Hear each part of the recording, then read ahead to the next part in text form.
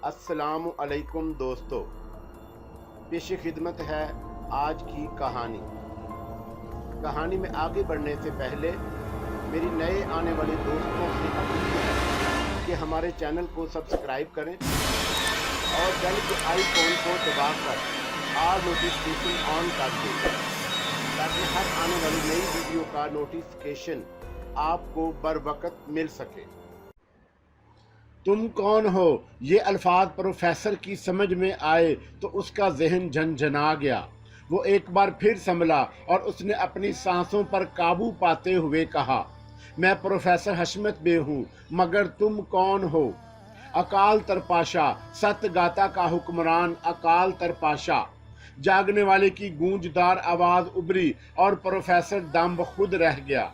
अकाल तरपाशा की कहानी अब वो अच्छी तरह जानता था और उसे ये बात मालूम थी कि अकाल तरपाशा शुमाबा होतरा का कैदी है, लेकिन उसका इस तरह मिल जाना और यूं जाग जाना प्रोफेसर के लिए इंतहाई सनसी खेज था। अकाल तरपाशा के सामने वो अपने आप को हवा की तरह हल्का पा रहा था और उसे महसूस हो रहा था जैसे उसकी तमाम कुव्वतें सलब हो गई हों और वो अकाल तरपाशा के सामने सिर्फ सच बोलने के लिए मजबूर हो। अकाल तरपाशा ने उससे फिर कहा, तुम यहाँ क्यों आए हो? तुम्हारा ताल्लुक तो महज़ब दुनिया से मालूम होता है। हाँ, मैं महज़ब दुनिया का ही एक बशिंदा हूँ और खजानों की तलाश में यहाँ आया हूँ।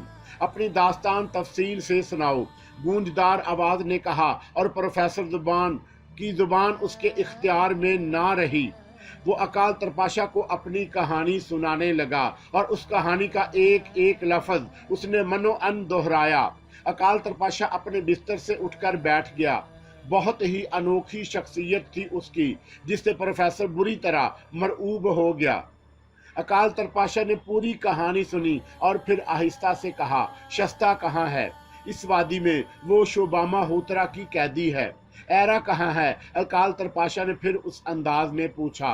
मैं एरा को नहीं जानता हूँ, तुम शस्ता को जानते हो? चलो मुझे उसके पास ले चलो, मैं अब उस कहानी को ख़त्म कर देना चाहता हूँ। शुमाबा होतरा समझता था कि मुझे वक्त से पहले यहाँ लाकर वो मेरी कोशिशों को नाकाम बना देगा, लेकिन बेवकूफ़ नहीं जानता था कि हर लम्हा मुतअय्यन है और हर लम्हा अपने अमल से गुजर रहा है। चलो प्रोफेसर, हमें पहले शस्ता के पास चलना है। मैं उसे अपने तहफ़्फ़ुज़ में लेकर एरा को आवाज़ दूंगा और एरा उन कुव्वतों को लेकर यहाँ पहुँच जाएगी जिनका एक एक नक्श मेरी लिखी हुई किताब में मौजूद है। आओ मेरे साथ।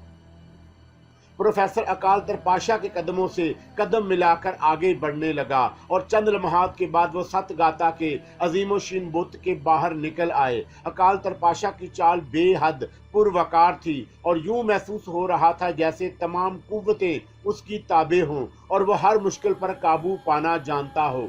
हशमत बे अपनी याददाश्त के सहारे उसे आबशार की जानब ले जाने लगा और रास्ते में उसे याद आया कि सफीना शस्ता को नुकसान पहुंचाने के लिए उस जानब गई है। उसका दिल घबराने लगा। अगर सफीना किसी गलत हालत में अकाल तरपाशा की निगाहों के सामने आई तो शायद उसकी जिंदगी बचाना नामुमकिन हो जाए, लेकिन वो अपने आप को तरपाशा के शहर से आज़ाद भी नहीं करा सकता था।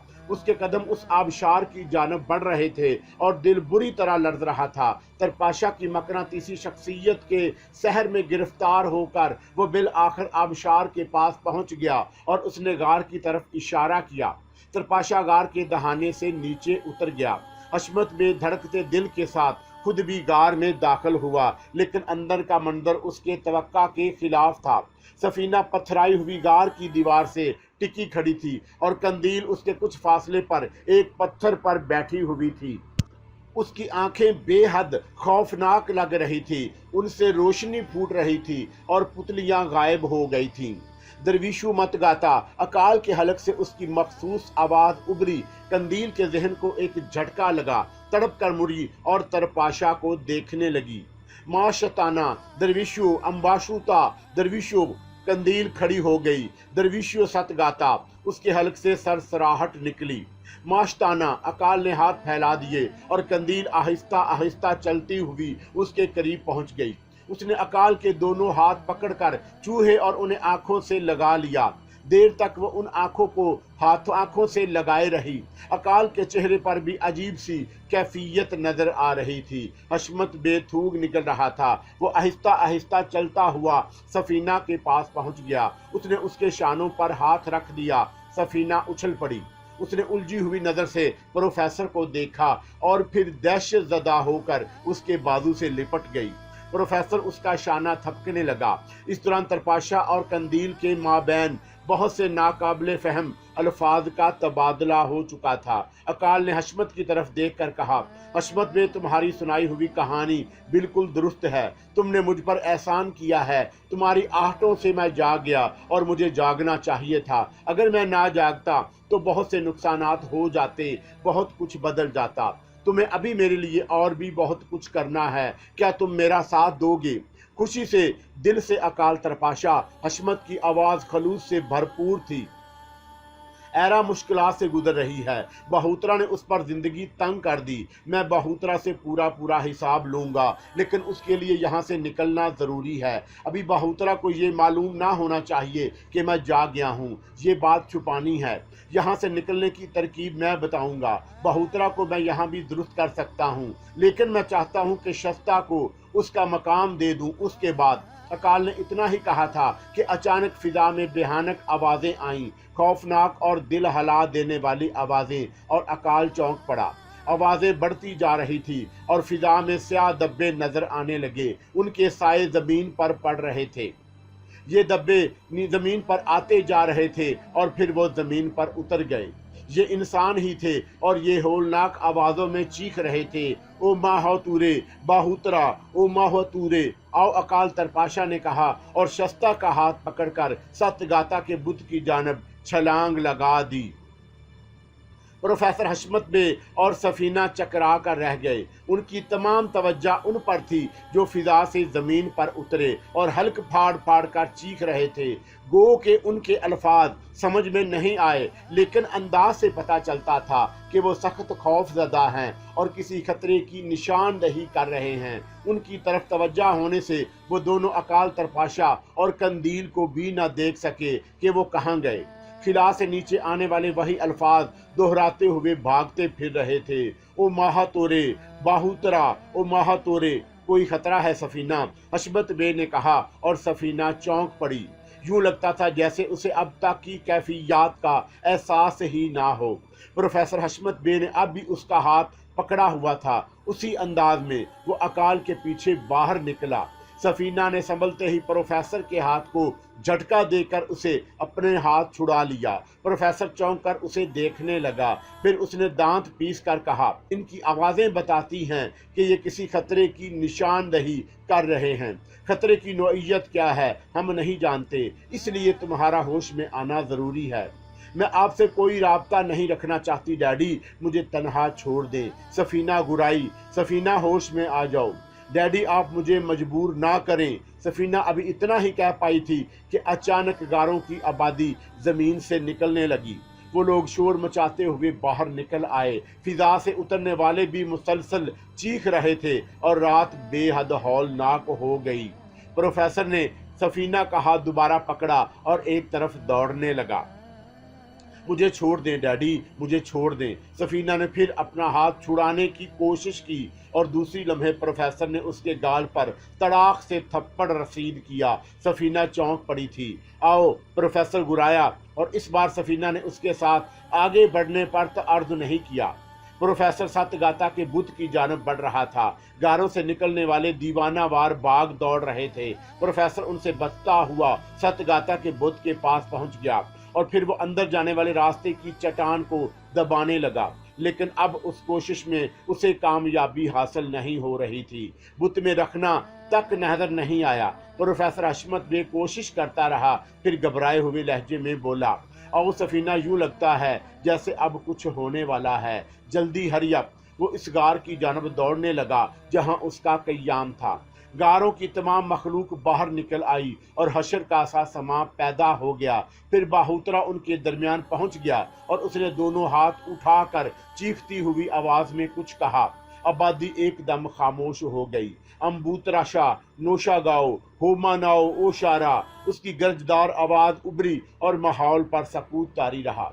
कुछ मालूम नहीं हो सका क्या हुआ है। एक सिमत खड़े गारसा ने अपने एक साथी से कहा, लेकिन साथी के मुंह से कोई आवाज नहीं निकल सकी थी। नोशा गाओ, हुमा, शारा, बेगुनी। इस बार हूतरा ने शायद किसी को पुकारा था और उसके नजदीक आने वाले वो लोग थे जो परिंदों की मानद फिजा से जमीन पर उतरे थे। गारसा दौड़ता हुआ बहोत्रा के नजदीक पहुंच गया और बहोत्रा मध्यम लहजे में उन लोगों से मालूमात हासिल कर रहा था। उनसे गुफ्तगू करके उसने फिर जोर से चीख कर अपने लोगों से कुछ कहा और उन्होंने बीक आवाज हू मत आओ कहा। फिर उनके जत्थे बनने लगे। तुमने हमें अपना मुहाफिज बनाया था बहोत्रा, क्या हमें कुछ नहीं बताओगे कि क्या हुआ? गारसा ने पूछा। आओ मेरे अजीम दोस्तों, यही वक्त तो है कि मैं तुम्हारी मदद हासिल करूं। मुझे तुम्हारी जरूरत है। क्या तुम्हारे जादुई हथियार तैयार हैं? क्या तुम्हारे साथी मुकाबले के लिए तैयार हैं?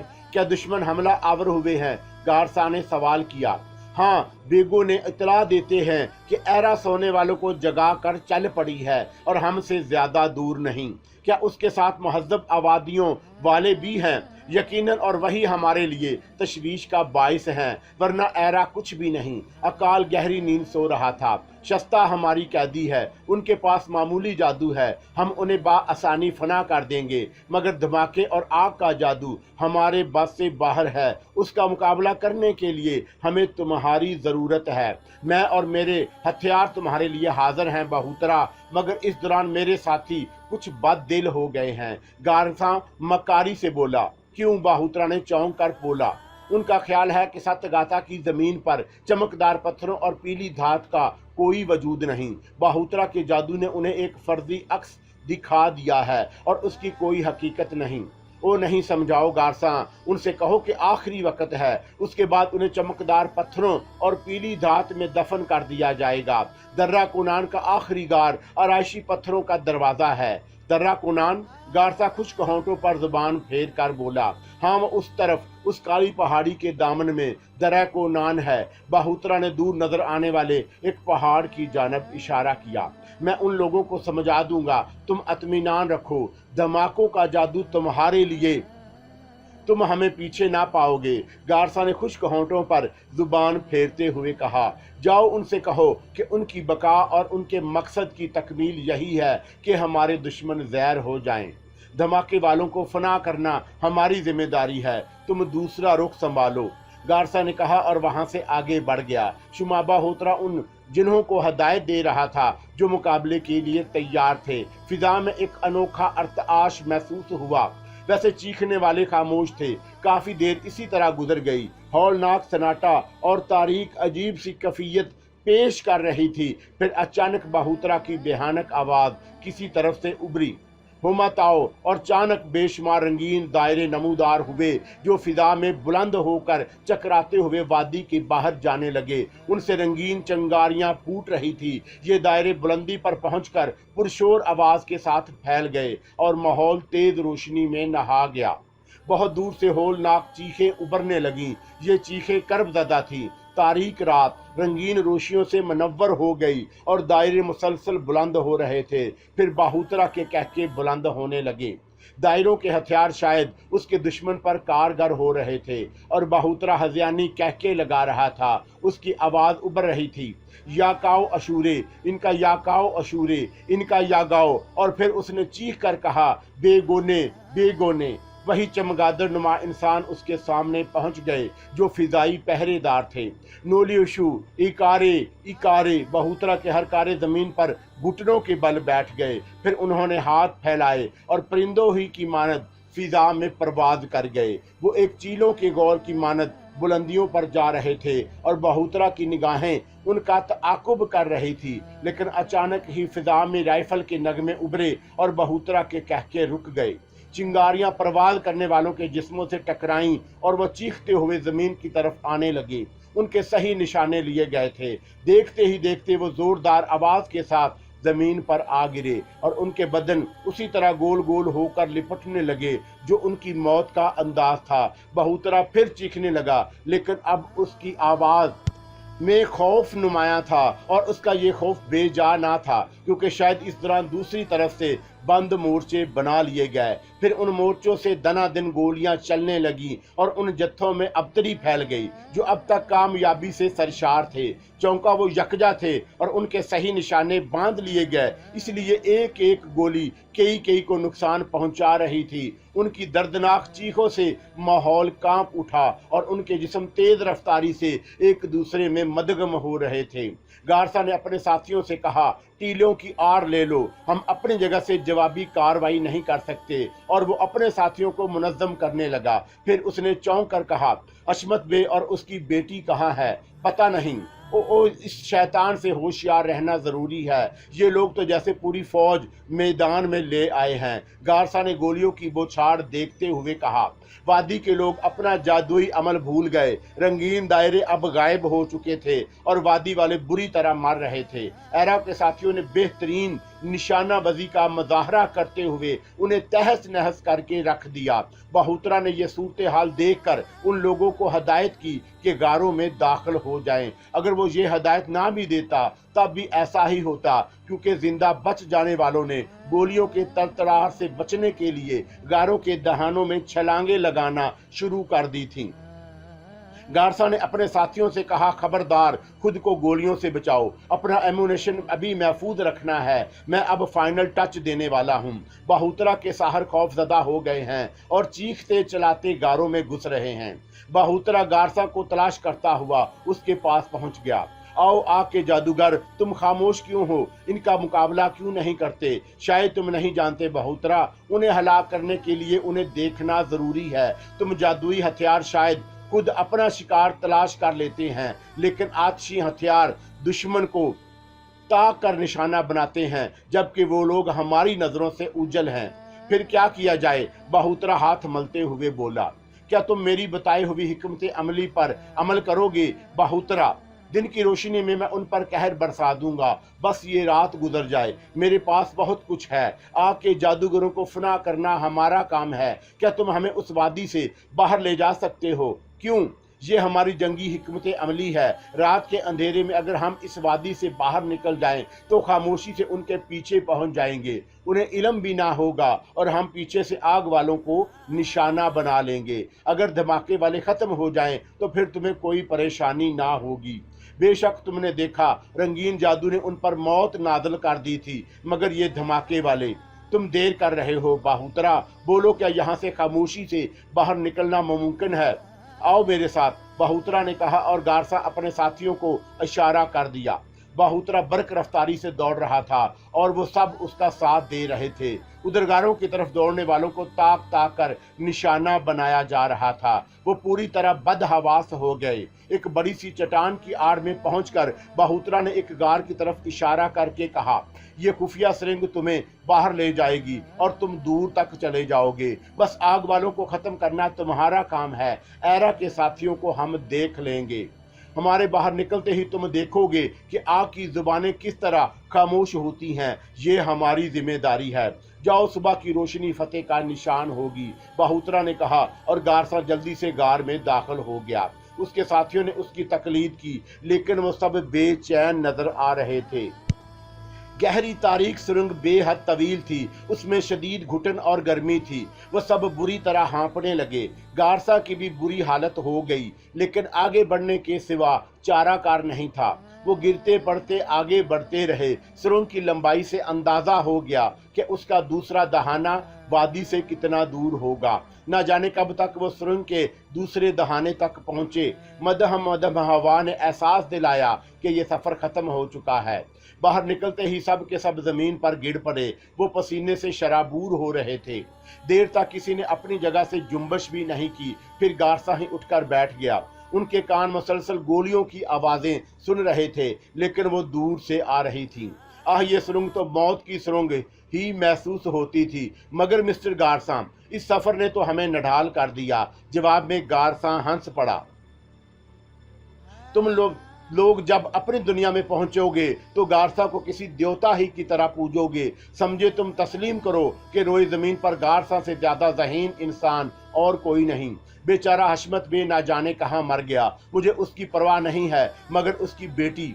हमें अपना एमुनेशन एहतियात से इस्तेमाल करना होगा। क्या ख्याल है मिस्टर गारसा, आगे बढ़ें? गारसा के एक साथी ने कहा, इस बेवकूफ को देखो, मरने मारने के लिए बेचैन है, जमाना कदीम का वैशी। गारसा खुशगवार मूड में था। उसके साथी उसे हैरत से देखने लगे। अहमको, जंग करो लेकिन सिर्फ अपने लिए, अपनी बका के लिए, अपने मकसद के हसूल के लिए, क्या समझे? ओह तो क्या मिस्टर गारसा, तुम मेरी जहानत के गीत गाओ, देखो तुम्हें किस तरह उस मौत के घर से निकाल लाया। गारसा ने पुरस्रार अंदाज में कहा। लेकिन मिस्टर गारसा, खजाना। गारसा के एक साथी ने हसरत भरे लहजे में कहा, वो मेरी जेब में है, झांक कर देखो। गारसा बेदस्तूर पुरमजाक लहजे में बोला। सब उठकर बैठ गए। हम में से कोई आपकी बात नहीं समझ सका मिस्टर गारसा, बल आखिर एक दूसरे शख्स ने कहा। अगर समझ जाते तो गारसा होते। इसे बताओ, हम खजाने के हसूल के लिए यहाँ आए थे या जादूगरियों के लिए जंग करने? वो बेचारे अपनी जंग का फैसला खुद कर लेंगे। एक सिमत एरा है और वो क्या है नाम उसका, अकाल तरपाशा, और दूसरी तरफ बाहुतरा है, सतगाता का वैशी हुक्मरान। उसके साथ उसके जादूगर हैं और एरा के साथ अहमक एशियाई किराए के लड़ाके जो उन पर गोलियों की बारिश कर रहे हैं। सुबह तक उनके कारतूस खत्म हो जाएंगे। एरा कामयाब हुई तो बुद्धू घर लौट जाएंगे, नाकाम हुई तो सब के सब जादूगरों के हाथों मारे जाएंगे, उनके कैदी बन जाएंगे। लेकिन हम कामरां कौम के कामरां लोग हीरों और सोने के अंबार अपने साथ ले जाएंगे, क्या समझे? गारसा ने उन सबको घूरा और फिर कह के लगाता हुआ बोला, तुम सब मुझे पागल समझ रहे हो। हाँ, मैं पागल हो गया हूँ, तुम सब भी पागल हो जाओ, मेरे साथ कह के लगाओ। लेकिन जानते हो मैं क्यों पागल हुआ हूँ? मैं अपनी कामयाबी पर पागल हुआ, इस हैरत अंगेज कामयाबी पर पागल हुआ हूँ जिसकी मुझे खुद भी उम्मीद नहीं थी। मिस्टर गारसा प्लीज, हमें सचमुच पागल हो जाएंगे। अभी नहीं, तुम इस वक्त पागल हो जाना जब खजाना तुम्हारी निगाहों के सामने आ जाए। समझे? अब तैयारियां करो, हम उस खजाने के करीब जा रहे हैं। कहाँ है खजाना?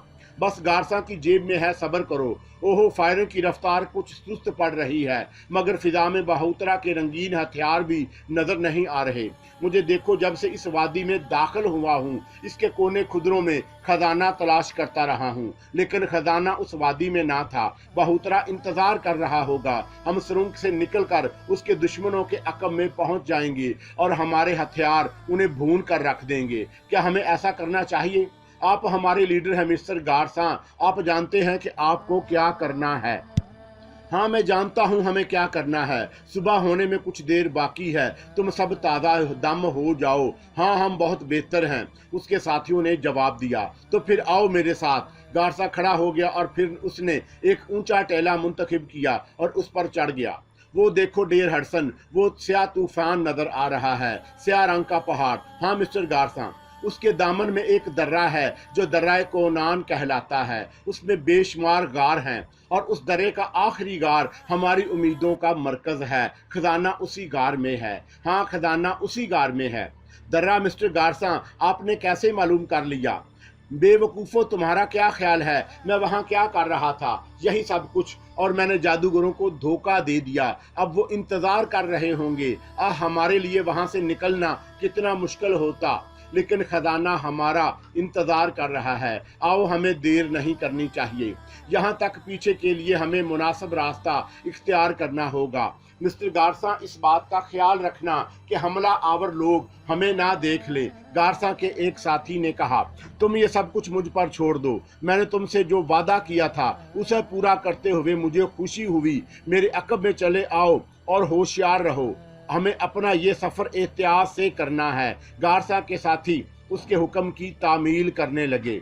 गारसा बुलंदी से उन रास्तों का तयन कर चुका था जो उसे स्याह पहाड़ों तक ले जा सकते थे। घोड़ों की गैर मौजूदगी बुरी तरह महसूस हो रही थी।